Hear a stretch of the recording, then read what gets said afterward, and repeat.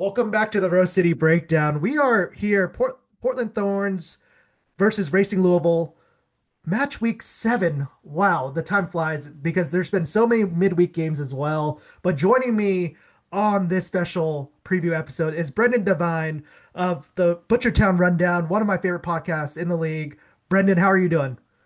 I'm doing well. Thanks for having me on.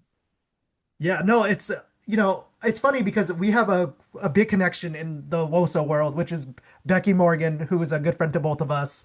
But Brendan, can you talk to us about Butchertown Rundown? I know it's, used to be more of a, podcast, but now you're the beat reporter covering this team. You're there every single week. You're covering this team every single week. Like I said, all the matches, things like that. Where can folks read your work outlet, and how long have you started? Yeah, so Butchertown Rundown posts all of its content on Substack. We're really easy to find there. It's free to subscribe. I try to get at least one piece out a week written, and the podcast records every other week. And yeah, Becky, Tom, and Caitlin are killing it with that podcast.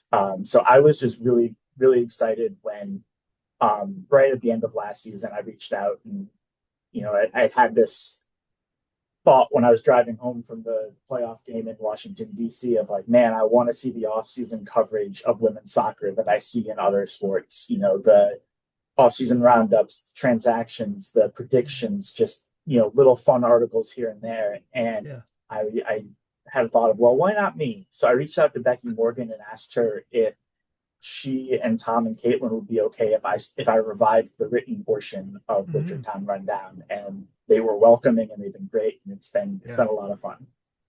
Well, I think I want to give you some applause because I think I got to see you in multiple pressers, during the off season, and you've been crushing it. Like I said, it's been great to see the written work, especially because this club deserves it, especially when they have the coach of the year.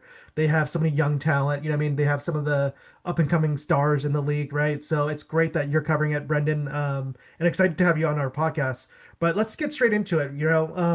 Obviously coming off a playoff appearance, I think a lot of folks expected the Racing Louisville just to come back and just be stronger and be better, right? I think even in my like it's funny because I had them so underrated last year, right? I think I had them in the bottom few teams. I was talking to Michael Shaw, who also covers the team, about it, and he had them low too. But they smashed all those expectations of them. But unfortunately, going to the season, it looks like there's kind of like a playoff lull happening. A little sophomore slump, as you call it. But Brendan, what are your early thoughts on the start of the season? 1-5-1 so far. It looks like it's been a really big struggle. It has been a really big struggle. I won't go quite as far as to say it's been an unmitigated disaster, but it's been pretty close.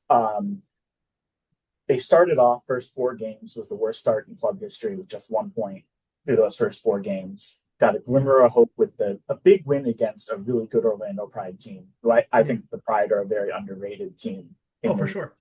Um, and then the team just did not show up against Washington and Gotham in week 6. It was difficult to watch, honestly. By the Mhm. second half of Washington, I was like, man, this team hasn't woken up. We haven't found any offense. Yeah. The one big positive I'll say about Washington and Gotham is that the defense finally started coming around a little bit, but the Hmm. offense disappeared. Um, and not to be totally negative, I will say I genuinely believe that when healthy, this team in Racing Louisville is talented enough to beat any team in the league on any given Hmm. day. I know we say that about teams in the NWSL a lot. We often see teams at the bottom of the table beat top of the table teams, but I don't think that is something I could have honestly said about racing in years past. I think there was always one or two teams that, if push came to shove, and I was honest, I didn't think racing could beat them. I genuinely Yeah. believe that racing can beat anyone on the table this year. Yeah. Well, their record against top teams last year proves that, right? And like you said, they're not completely healthy right now. They're relying on a lot of young players. And there's a couple players been in and out of the lineup, just haven't been able to still stay healthy. But Brendan, I think one of the things I've noticed, like you said, the defense has gotten better, but they still have not recorded a clean sheet all season long. I think before those, 0-1 losses, they allowed two or more goals in every single game. Like it was one of those things where you are kind of trying to decipher it and things like that. But it was What did you see from, the and then you also mentioned just the attack kind of drying up the last two games too. What have you seen from the defense all season, or what has been missing there, and then just the attack in the past few games, what has been missing there as well? For the defense, it's pretty easy to just say that injuries have been Yeah. derailing the team. I think at one point, Racing had five defenders on the injured list, including Aaron Wright, their captain and starting Yeah. center back. Um, and it got to the point where Racing had moved for two games. They moved Taylor Flint into a Yeah. center back position, and she did admirable. But she is one of the best center defensive midfielders in the world. Yeah. And you could see the impact that it had on Racing's defensive line when her impact was shifted back from the midfield to the center back role. Suddenly, teams Yeah. were able to swarm the top of the box instead of having Flint as an interceptor in the midfield, Hmm. and it was bad. Yeah. um, Thankfully, the international break has allowed a lot of those players to come back, and we saw a couple of really improved defensive outlooks.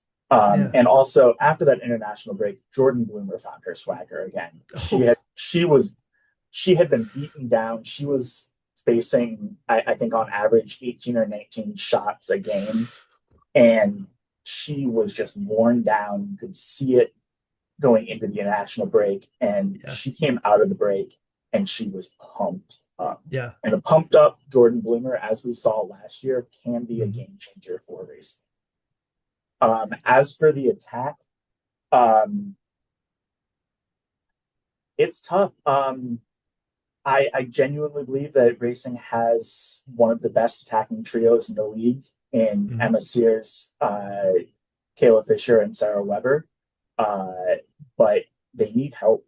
Yeah. You Racing plays a high press, and they haven't been effectively pressing this year, Yeah. and that has made it difficult for those attacking players to get real chances on target Yeah. and to put the ball in the back of the net. Yeah. I'm glad you mentioned that because that was my next question. I do not need to ask it now. I was like, do they need more help? Right. And it's unfortunate because I feel, Absolutely.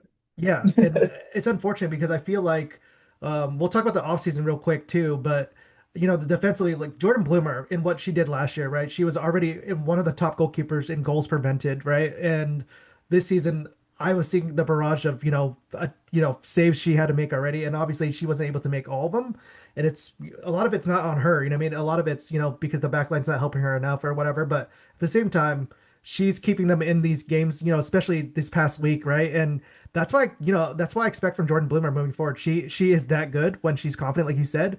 And then you're talking about the attack, especially with Weber and Sears, can somebody else step up alongside them, right? If it's Fisher, that's great, but who else, right? Like, so it's an Yeah, interesting question, right? And it is. And Ella Haas has shown a lot of promise. She's shown strong moments, but she's a second year player. She switched positions last year mhm, as a rookie. She went from being an outside defensive back to yeah, Racing's starting left winger. yeah, Um, McKenna Morris is finally back and healthy. She could be a difference maker. We saw her start against Washington, I believe, at mhm, that left wing position. Um, but I think there's still a big hole in Racing's midfield that's been left by the uncertainty around Savannah Mel's health, yeah, and the positive news of Marissa DeGrande missing this year on maternity leave, and that's two big presences from yeah. Racing's midfield that it's been difficult to replace. Yeah, I mean, especially with Sav, like I think one of the big things is she's one of the best free kick takers, especially at the top of the box. It gives them a different dimension there. She's one of the best, she's her vision is second and, it's really hard to find somebody with better vision than she plays, right? And her aggression, like her, looking for shots, like she plays almost like a nine as a 10, right? Like it's really cool to see that. And it's obviously missed, and obviously, it looks like her recovery's going well, and and all we can hope for is she makes a full recovery eventually as well. But can we talk? Absolutely. Yeah, can we talk about the off-season winter window? Because I actually liked what Racing did. I thought I think they picked up, multiple college talents. Unfortunately, with young talent, it's going to take time to nurture things like and mature and things like that, and to develop, and grow. but they picked up Brendan. I was looking at, just the top 50 college players. They picked up almost, obviously I'm exaggerating here, but like they picked up like half of them, right? Yeah, And yeah. and you would think, those players would just complement what they did last year, but what has it been, the adjustment period for those players like? Uh, Well, the one good thing I'll say about all of the injuries is that it has forced Bev to give these young players minutes early. yeah. They're getting experience. The hope there being that as the team gets fully healthy, these players are going to be confident coming off the bench, confident getting starts when they're needed to, and you won't Yeah. be worried about players feeling overwhelmed getting their first minutes in Yeah. late summer as the team's trying to make a playoff push. Yeah. I really like a lot of the rookies we brought in, and we also brought in a couple of second year players in Macy Hodge and Quincy McMahon Hmm. via trade, who have been impactful. I don't think there's been a single rookie or new acquisition on the team who has stepped onto the field and I've thought, man, they look lost. Every Yeah. single one of them has had good moments, has had sustained periods of good play, Yeah. but the glaring hole is that they let two significant pieces from last year's team in Ari Borges and Janine Sanas leave. And those are two players with extensive league and international experience. And during one of my offseason pieces, I highlighted Janine Sanas as Racing's MVP from last season. Yeah. I know a lot of people are going to say Emma Sears or Taylor Flint. She was SofaScore's top-rated player in the Yeah. NWSL last year. But Sanis's leadership, her positional flexibility, her ability to play forward midfield, she Hmm. stepped in, started at right back for Racing when Lauren Millay got hurt. She was just so valuable, and I'm really glad the team did right by her and traded her to Denver when she requested to go play for her hometown team. Yeah. But I think that they may have underestimated the impact that those veteran players have Yeah. in the ability to make in-game adjustments and to direct the young players to make those adjustments. Yeah. And Racing's missing that right now. I think you said it perfectly there, right? Because she's the captain for Denver Summit now, right? And there's a reason why she's always been, even when she was with Portland Thorns, she was one of the biggest locker room voices too. And she empowered her teammates to be their best selves, to be leaders, to be, there for one another. You know what I mean? So like the culture aspect with her on the team is so much different. You know what I mean? Because she brings people together. She is such a trusting voice, right? So for me, yeah, I can definitely see what you're talking about. And then I guess a follow up for that, like obviously summer window's coming up. Can you give me three priorities? Let's say ownership's willing to spend and willing to right this ship and give Bev the support she needs. What are the two, three positions you're looking at for racing?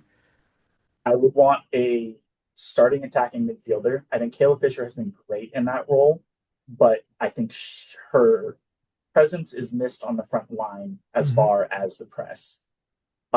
Team clearly needs a starting quality center back who is willing to have games where they're coming off the bench behind Aaron Wright and Ellie Jean. Yeah. It's a long season. Racing doesn't have a natural center back Yeah. to fill in if somebody gets hurt or is tired. And then in a dream scenario, give me a left winger. Like I love Haas, I love Morris, but can you imagine if they could bring in a world class attacking left winger Hmm. to pair with Sarah Weber and Emma Sears? Like Hmm. that would be a nightmare for teams. Yeah. And then they could just rotate those three players, like play more of a free flowing system too, right? So And I that's the think, system that Bev wants to play. She wants to yeah, play a very free flowing, almost positionless type of exactly. system. And to Bev's credit, with these offseason moves, I think that if this is the type of moves that racing is going to be making moving forward, Hmm. I think fans are going to have to expect slow starts from racing Yeah. because you can't expect young players and rookies to come in and have them all be instantly impactful. Yeah. But I have a ton of confidence in Bev. She's taken three players in Emma Sears, Sarah Weber, and Katie O'Kane, who, when Hmm. they joined racing, had zero previous experience with either the youth or the senior national team. All of them have gotten call ups. And in the case of Sears and Weber, they're regular call ups with Sears with the senior national team, and Weber with the U23 team. It's a ton of confidence in Bev's ability to develop these young players. But if that's the strategy that ownership is going to go with for building the team, Yeah. it might lead to a lot of slow starts for Race.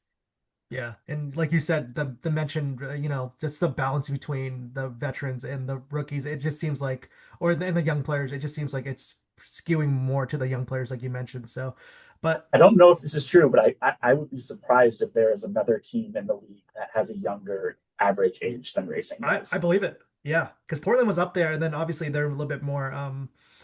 I don't want to say more veteran this year, but obviously with so many returning players back, they Yeah, they are a little bit older this year, which has helped them to. And heading into this match, Brendan, let's talk about Portland Thorns at Racing Louisville, right? Like, yeah, I I'm excited for this match because I think both teams don't really want to possess the ball. They both want to employ their press. It's going to be a very physical game. Like these two teams have some bad blood, obviously, for previous seasons and previous matchups. And I'm excited because I think a lot of the time these two teams play and there's a lot of fireworks. You know what I mean? There's a lot of great stuff for the neutral fan. But I love asking this question the most because I think it's the most important thing, especially when you talk to a local reporter, right? Who are some underrated or some unheralded players on Racing Louisville to look out for against Portland Thorns? yeah. So I've got two I want to highlight, but first I'm gonna say Taylor Flint genuinely might be the most underrated player in the league, and I know that's crazy to say, but this is someone who is statistically the best center defensive Mm-hmm. midfielder in the world. Gets zero national team call ups.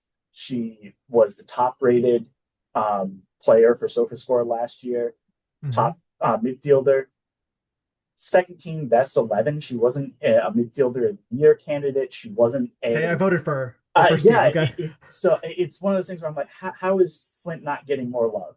Yeah. But for truly underrated, because I know that Flint is a big name, truly underrated, I'm going to say watch Ellie Jean and Lauren Millay. Millay, I think in the 82nd minute, if she gets that far in this game, will hit 10,000 minutes of league play. And she is so underrated. My favorite pastime is watching matchups between Racing and Washington Spirit and watching them rotate Trinity Rodman to get her away from Lauren Millay. Yeah.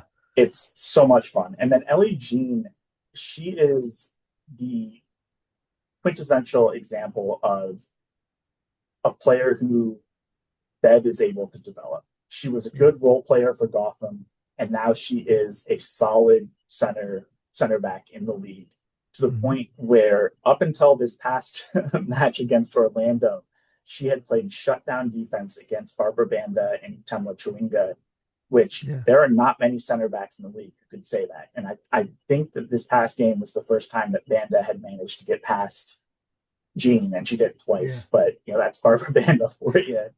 So yeah, Yeah. No, I love you'll the also fact that you. Yeah. Go ahead. go ahead.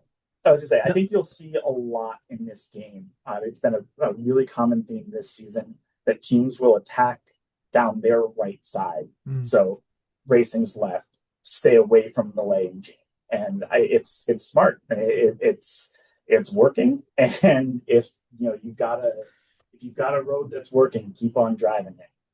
Yeah. It's interesting you bring that up because Laura Malay, through multiple coaches, I've heard the same thing about Heart and Soul, Ellie Jean, through Bev Yanez, Heart and Soul, right? Like, and the work rates for both of these players, astronomical, right? Like, Yep. Portland has Jesse Fleming, whose work rate is might be 1 out of 1, right? But Laura Malay is up there too. You know what I mean? Where you are just like, oh, she's bombing forward, and then 5 seconds later she's already back, like tracking back. Yeah. You know what I mean? Like it's just one of those things where you need players who are just willing to give everything they have, like on not Yeah. just for a game, but for every sequence, right? And both of those players are willing to do that. And I see Ellie Jean, like I'm like, how do you not get more injuries? Because you are getting your like everything in there, like to win the Please don't header speak that clearances. into existence. Well, I'm not trying to, but well, obviously I appreciate the, just her hard work and everything. Like those two players, I'm glad you mentioned them because they deserve it.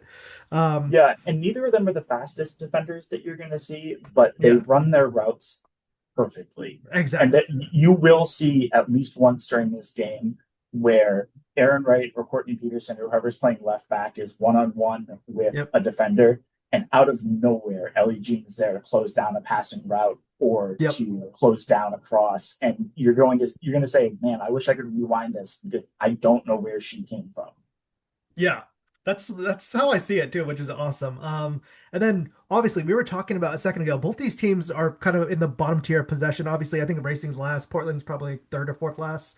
And both these teams, like we said, they rely on their pressing triggers to create opportunities, to stifle the other team, suffocate the other team as well.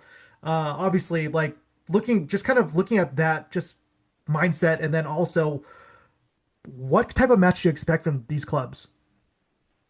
It's going to be tough. It's going to be physical. I got to say, I really got a kick out of the video that the NWSL posted before the beginning of the season, asking all the players who's the team they're least looking forward to playing. Yeah, I think there were two or three Thorns players who were highlighted on it, and all of them said racing. I yeah, love that because you're right. Portland is this historic franchise. yeah, They've got this great rivalry that everyone knows about with yeah. Seattle, but you don't Hmm. think about Portland and Louisville. But it does feel like they put on good games regularly. They're Yeah, physical. They're tough. They, I, you know, I don't know if there's actual bad blood, but I think it's going to be a game where people are going to get mad on the field. And I am looking forward to it. I think the last a couple games we've seen Washington has written a playbook on how to beat racing.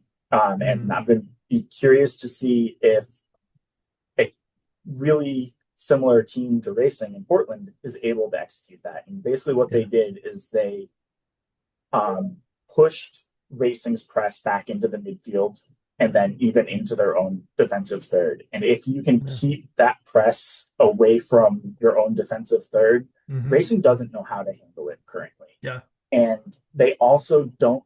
The playbook that Seattle has shown people is that Racing doesn't know how to play with possession. yeah, So if Portland is able to successfully stick to their game plan and not possess to impact the game off the ball, Racing is going to struggle. They just haven't figured out how to truly maintain possession and maintain pressure with the ball. yeah. But I think it's going to be a fun matchup. Honestly, I think that both of these teams are they're in very different places on the table. Yeah. But I think that they're going to match up really well. And I think there's a lot of really good individual matchups that are going to be fun to watch. Yeah, that's my last question for you. It's perfect that you segued into it. But what are the matchups you're looking out for the most? You know what I mean? Like for me, I'll start off. I think it's Emma Sears against either fullback. I think Portland's gonna want her to be on Reina Reyes' side for the physicality, right?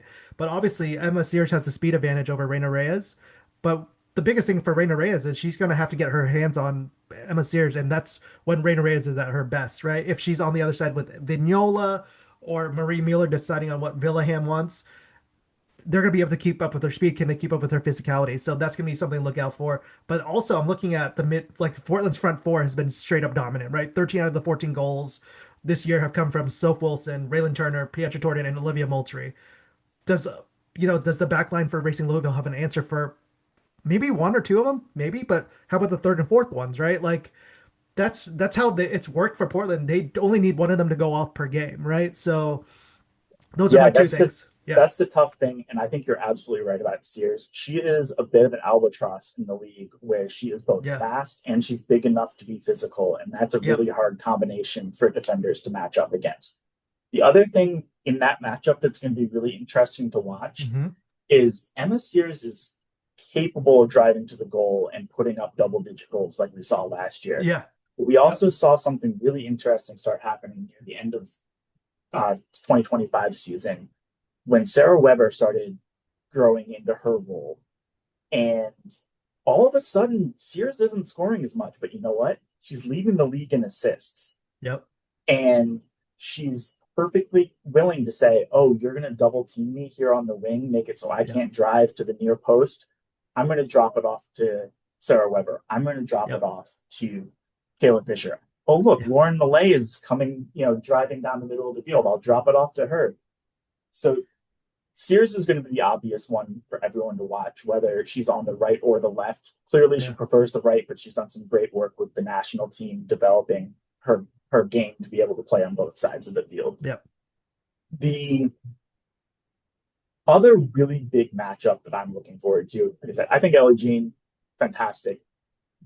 The center backs are going to struggle with the Portland attack, but the matchup I'm really looking forward to, based on how they're currently playing and on previous year's matchups, is Olivia Moultrie versus Taylor Flint.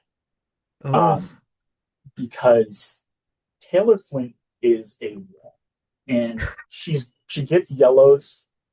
In a lot of cases, those yellows are simply Taylor Flint is tall, and when you have a 5'4" player run into a 5'11" 6 foot player, Taylor Flint sometimes gets a yellow card because she elbows a player in the side of the head, but it's because her, she's running. because yeah, and she's tall. She's Yeah. just that much taller. Yeah. But I remember the last couple of years watching Moultrie and Jesse Fleming as well really struggle to get past Taylor Flint, and I'm curious to see how they're going to do this year because I think Moultrie has taken her game to a new level this year, Oh, and I am really curious to see what that's going to look like against Taylor Flint. It's historically been a good matchup.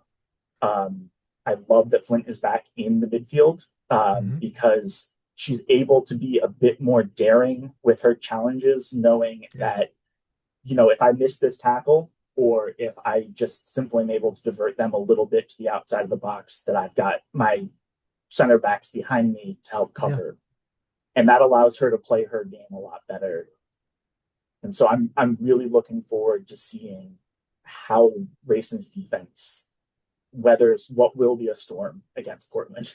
Yeah. Frankly, if Portland doesn't pull off 15, 20 shots against Racing, I will be surprised. That's a combination of both Racing's current defense and Mm. Portland's offense. Yeah. It's not just me being critical of Racing's defense, but Yeah. it's going to be a really good matchup. Yeah, I do. Yeah, and the last thing I'll say about this game is I do expect Portland to have the bulk of possession. I do think it's going to be closer to, like you said, 60-40 possession probably for Portland, maybe 55 Yeah, 45, but in somewhere along those lines because Portland likes to have more possession in these type of matches. On the road, it's going to be a little bit more difficult for Portland to have a stranglehold of the game just because Racing Louisville's press especially last year and the year before has given them a lot of fits. So that's going to be something to look out for, obviously, as well. But I'm excited for this game just because like you said, this could be like definitely like a little rivalry brewing between the two clubs. But at the and same not one time, you'd ever expect. yeah, exactly. And it's two clubs with, obviously with Bev Yanez as coach of the year and it's just so many young up and coming talent. It's, obviously so much to look out for, which I'm really excited about. But Brendan, I cannot thank you enough for joining us. This has been a wonderful conversation. Where can folks find you on socials? Yeah, I'm pretty limited on social medias. You can find me on Substack at Brendan Devine, and then at Brendan Devine at Blue Sky Social. Other than that, I kind of stay off of social media as much as possible.